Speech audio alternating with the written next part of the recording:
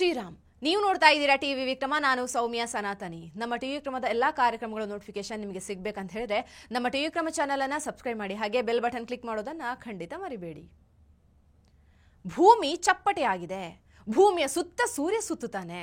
ಇದೇ ಸತ್ಯ ಅನ್ನೋ ದಡ್ಡನ್ ಮಕ್ಕಳು ದಡ್ ಕೆಲಸನೇ ಮಾಡೋದು ಬಿಟ್ರೆ ಬುದ್ಧಿ ಉಪಯೋಗಿಸಿ ಕೆಲಸ ಮಾಡಿ ಗೊತ್ತಿದೆಯಾ ಅವರಿಗೆ?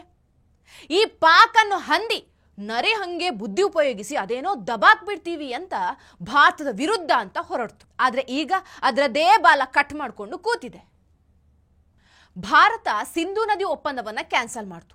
ನಾವು ಕೂಡ ಏನಾದ್ರೂ ಮಾಡಬೇಕು ಅಂತ ಭಾರತದೊಂದಿಗೆ ಶಿಮ್ಲಾ ಒಪ್ಪಂದವನ್ನ ಕ್ಯಾನ್ಸಲ್ ಮಾಡಿದಂಥ ಪಾಕ್ LOCಯನ್ನ ಕಳ್ಕೊಳ್ಳೋದು ಗ್ಯಾರಂಟಿ ಆಗಿದೆ. ಶಿಮ್ಲಾ ಅಗ್ರಿಮೆಂಟ್ ಅನ್ನ ಮೊನ್ನೆ ಪಾಕಿಸ್ತಾನ ಗಡಿಬಿಡಿಯಲ್ಲಿ ತೆಗೆದು ಹಾಕ್ತು. ಇದರಿಂದ ಭಾರತಕ್ಕೆ ನಷ್ಟ ಆಯ್ತಾ ಅಥವಾ ಲಾಭ ಆಯ್ತಾ? ಅದು ಗೊತ್ತಾಗಬೇಕು ಅಂದ್ರೆ ಮೊದಲು ಶಿಮ್ಲಾ ಒಪ್ಪಂದದ ಬಗ್ಗೆ ತಿಳ್ಕೊಳ್ಳೋಣ. 1972ರಲ್ಲಿ ಭಾರತದ ಪ್ರಧಾನಮಂತ್ರಿಯಾಗಿದ್ದಂಥ ಇಂದಿರಾ ಗಾಂಧಿ ಹಾಗೂ ಪಾಕಿಸ್ತಾನದ ಪ್ರಧಾನಮಂತ್ರಿಯಾಗಿದ್ದಂಥ ಜುಲ್ಫಿಕರ್ ಅಲಿ ಭುಟ್ಟೋ ಈ ಇಬ್ಬರು ಈ ಶಿಮ್ಲಾ ಅಗ್ರಿಮೆಂಟ್ ಮಾಡ್ಕೊಂಡಿದ್ರು. ಇದರ ಮುಖ್ಯ ಉದ್ದೇಶದ ಬಗ್ಗೆ ಮಾತಾಡೋದಾದ್ರೆ, ಮೊದಲನೆಯದಾಗಿ ಕಾಶ್ಮೀರದ ವಿವಾದಗಳನ್ನು ದ್ವಿಪಕ್ಷೀಯವಾಗಿ ಮತ್ತು ಶಾಂತಿಯುತವಾಗಿ ಪರಿಹರಿಸಬೇಕು. ಹಾಗೆ ಜಮ್ಮು ಮತ್ತು ಕಾಶ್ಮೀರದಲ್ಲಿ ಗಡಿ ನಿಯಂತ್ರಣ ರೇಖೆಯನ್ನ LOC ಇದನ್ನ ಶಾಂತವಾಗಿಡೋದಕ್ಕೆ. ಪಾಕಿಸ್ತಾನ ಅಥವಾ ಭಾರತ LOC ವಿಷಯದಲ್ಲಿ ಒಬ್ಬರೇ ನಿರ್ಧಾರ ತೆಗೆದುಕೊಳ್ಳೋ ಹಾಗಿಲ್ಲ. ಈ ಶಿಮ್ಲಾ ಒಪ್ಪಂದದ ಪ್ರಕಾರ ಪಾಕಿಸ್ತಾನ ಅಕ್ರಮವಾಗಿ ಕಬಳಿಸಿದ ಕಾಶ್ಮೀರದ LOC ಗಡಿಯ ವಿಷಯದಲ್ಲಿ ಭಾರತ ಹಾಗೂ ಪಾಕಿಸ್ತಾನ ಈ ಎರಡೂ ದೇಶಗಳು ತಟಸ್ಥವಾಗಿರಬೇಕು. ಆದರೆ ಈಗ ಪಾಕಿಸ್ತಾನ ಈ ಶಿಮ್ಲಾ ಒಪ್ಪಂದವನ್ನು ರದ್ದು ಮಾಡಿದೆ.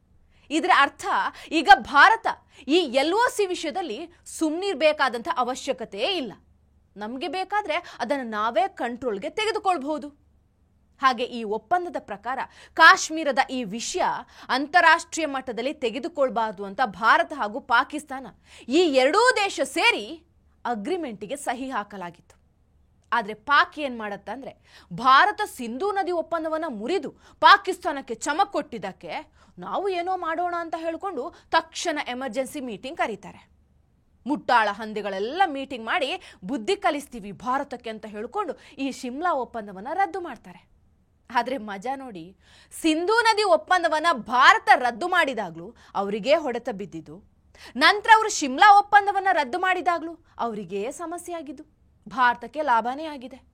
ಈಗ ನಾವು LOC ದಾಟಿ ಪಾಕ್ ಆಕ್ರಮಿತ ಕಾಶ್ಮೀರವನ್ನ POKಯನ್ನ ಭಾರತದ ಸೈನ್ಯ ನಮ್ಮ ವಶಕ್ಕೆ ತೆಗೆದುಕೊಳ್ಳಬಹುದು. ಭಾರತ POKನಲ್ಲಿ ಯಾವುದೇ ರೀತಿಯ ದಾಳಿಗೆ ಹಿಂಜರಿಬೇಕಂತ ಇಲ್ಲ. ಪಾಕಿಸ್ತಾನ ಇದನ್ನ ವಿರೋಧಿಸಿದ್ರೆ ನೀವೇ ಈ ಶಿಮ್ಲಾ ಒಪ್ಪಂದವನ್ನ ರದ್ದು ಮಾಡಿದೀರಂತ ಕೇಳಬಹುದು. ಒಟ್ಟಾರೆ ಪಾಕಿಸ್ತಾನದ ಶಿಮ್ಲಾ ಒಪ್ಪಂದ ರದ್ದು ಮಾಡಿದ್ರಿಂದ ಭಾರತ ಈಗ ಈ ಒಪ್ಪಂದದ ಯಾವುದೇ ನಿಯಮವನ್ನ ಪಾಲನೆ ಮಾಡುವ ಅವಶ್ಯಕತೆನೇ ಇಲ್ಲ. ಇನ್ನೊಂದು ಮುಖ್ಯವಾದ ವಿಷಯ ಏನಂದ್ರೆ, ಭಾರತ POKನಲ್ಲಿರುವಂತಹ ಭಯೋತ್ಪಾದನೆಯ ವಿಚಾರವನ್ನ UN ಹಾಗೂ ಅಂತಾರಾಷ್ಟ್ರೀಯ ಮಟ್ಟದಲ್ಲಿ ಧ್ವನಿ ಎತ್ತಿದಾಗ ಪಾಕಿಸ್ತಾನ ಈ ಶಿಮ್ಲಾ ಒಪ್ಪಂದದ ಅಡಿಯಲ್ಲಿ ಭಾರತ POK ವಿಚಾರವನ್ನ UN ಅಥವಾ ಅಂತಾರಾಷ್ಟ್ರೀಯ ಮಟ್ಟದಲ್ಲಿ ಎತ್ತುವ ಹಾಗಿಲ್ಲ ಅಂತ ತಡೀತಾ ಇತ್ತು. ಹಾಗಾಗಿ ಈಗ ಪಾಕಿಸ್ತಾನ ಈ ಒಪ್ಪಂದವನ್ನ ರದ್ದು ಮಾಡಿದ್ರಿಂದ POKನಲ್ಲಿ ನಡೀತಾ ಇರುವಂತಹ ಭಯೋತ್ಪಾದನೆ ವಿಷಯವನ್ನ ಭಾರತ ಈಗ ಅಂತಾರಾಷ್ಟ್ರೀಯ ಮಟ್ಟದಲ್ಲಿ ಧ್ವನಿಯನ್ನ ಎತ್ತಬಹುದು. ಉದಾಹರಣೆಗೆ G20, ಬ್ರಿಕ್ಸ್, UNSC ಹಾಗೂ ಕಾಮನ್ವೆಲ್ತ್ ಈ ರೀತಿಯ ದೊಡ್ಡ ವೇದಿಕೆಯಲ್ಲಿ ಭಾರತ ಓಪನ್ ಆಗಿ ಕಾಶ್ಮೀರದ ಬಗ್ಗೆ ಮಾತಾಡಬಹುದು. ಈಗ ಪಾಕಿಸ್ತಾನದಲ್ಲಿ ಭಾರತದ ಎಂಬೆಸಿ ಇರಬೇಕಾ ಇರಬಾರ್ದಂತ ಭಾರತ ಸರ್ಕಾರ ನಿರ್ಧರಿಸಬಹುದು. ಹಾಗಾಗಿ ಈಗ ಭಾರತ ಸರ್ಕಾರ ಎಂಬೆಸಿಯ ಹೆಚ್ಚಿನ ಅಧಿಕಾರಿಗಳನ್ನ ಇಸ್ಲಾಮಾಬಾದ್ನಿಂದ ಭಾರತಕ್ಕೆ ಕರೆಸ್ಕೊಂಡಿದೆ.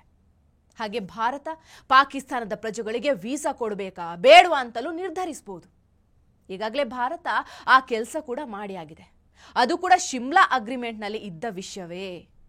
ಅದಕ್ಕೋಸ್ಕರ ಭಾರತದ ಹೋಮ್ ಮಿನಿಸ್ಟರ್ ಅಮಿತ್ ಶಾ ಎಲ್ಲಾ ರಾಜ್ಯದ ಮುಖ್ಯಮಂತ್ರಿಗಳಿಗೆ ತಮ್ಮ ರಾಜ್ಯದಲ್ಲಿರುವಂತಹ ಎಲ್ಲಾ ಪಾಕಿಸ್ತಾನಿ ಪ್ರಜೆಗಳನ್ನ ನಿರ್ದಿಷ್ಟವಾದ ಸಮಯದೊಳಗೆ ಪಾಕಿಸ್ತಾನಕ್ಕೆ ಕಳಿಸಿ ಅಂತ ಆದೇಶ ಕೊಟ್ಟಿತು. ಇನ್ನೊಂದು ಮುಖ್ಯವಾಗಿದ್ದು ಕ್ರಾಸ್ ಬಾರ್ಡರ್ ಟ್ರೇಡ್. ಭಾರತ ಹಾಗೂ ಪಾಕಿಸ್ತಾನದ ನಡುವೆ ಔಷಧಿ ಹಾಗೂ ಸಣ್ಣ ಪುಟ್ಟ ಟ್ರೇಡ್ ನಡೀತಾ ಇತ್ತು. ಬಟ್ ಈಗಿನಿಂದ ಎಲ್ಲಾ ಟ್ರೇಡ್ ಬ್ಯಾನ್ ಆಗುತ್ತೆ. ಇದರಿಂದ ಪಾಕಿಸ್ತಾನದಲ್ಲಿ ಔಷಧಿಯ ಕೊರತೆ ಉಂಟಾಗತ್ತೆ. ಭಾರತ 1972ರ ನಂತರ ನಡೆದ ಎಲ್ಲಾ ಒಪ್ಪಂದವನ್ನು ರದ್ದು ಮಾಡುವ ಬಗ್ಗೆ ಯೋಚನೆ ಮಾಡಬೇಕು. ಯಾಕಂದ್ರೆ 1972ರ ನಂತರ ಆದಂಥ ಎಲ್ಲ ಒಪ್ಪಂದದ ಕನೆಕ್ಷನ್ ಈ ಶಿಮ್ಲಾ ಒಪ್ಪಂದಕ್ಕೆ ಇದೆ. ಹಾಗಾಗಿ ಈಗ ಶಿಮ್ಲಾ ಅಗ್ರಿಮೆಂಟ್ ಇಲ್ಲ ಅಂದರೆ ಅದಕ್ಕೆ ಸಂಬಂಧಪಟ್ಟ ಅಗ್ರಿಮೆಂಟ್ಗೆ ಬೆಲೆ ಇಲ್ಲದ ಹಾಗೆ. ಜಸ್ಟ್ ಇಮ್ಯಾಜಿನ್, ಪಾಕಿಸ್ತಾನ ಹೇಗೆ ತನ್ನ ಕಾಲ ಮೇಲೆ ತಾನೇ ಕಲ್ಲು ಚಪ್ಪಡಿಯನ್ನು ಹಾಕೊಂಡಿದೆ ಅಂತ. ಇದಕ್ಕೆ ಹೇಳಿದ್ದು ಮೆದುಳಿಲ್ಲದ ಹಂದಿಗಳಿವು ಅಂತ. ದೇಶದ ಒಳಗೂ ಇವುಗಳ ಸಂತತಿ ಇದೆ, ಒದ್ದು ಓಡಿಸಬೇಕು ಇಂಥವನ್ನೆಲ್ಲ. ಟಿವಿ ವಿಕ್ರಮ, ದೇಶ ನಿಮ್ಮ ಕೈಯಲ್ಲಿ. ಈ ಕಾರ್ಯಕ್ರಮ ನಿಮಗೆ ಇಷ್ಟ ಆಗಿದ್ದಲ್ಲಿ ಲೈಕ್, ಶೇರ್ ಹಾಗೂ ಕಮೆಂಟ್ ಮಾಡಿ. ಟಿವಿ ವಿಕ್ರಮದ ಕಾರ್ಯಕ್ರಮಗಳನ್ನು ನಿರಂತರವಾಗಿ ವೀಕ್ಷಿಸಲು ಸಬ್ಸ್ಕ್ರೈಬ್ ಮಾಡಿ, ಬೆಲ್ ಐಕನ್ ಒತ್ತಿ.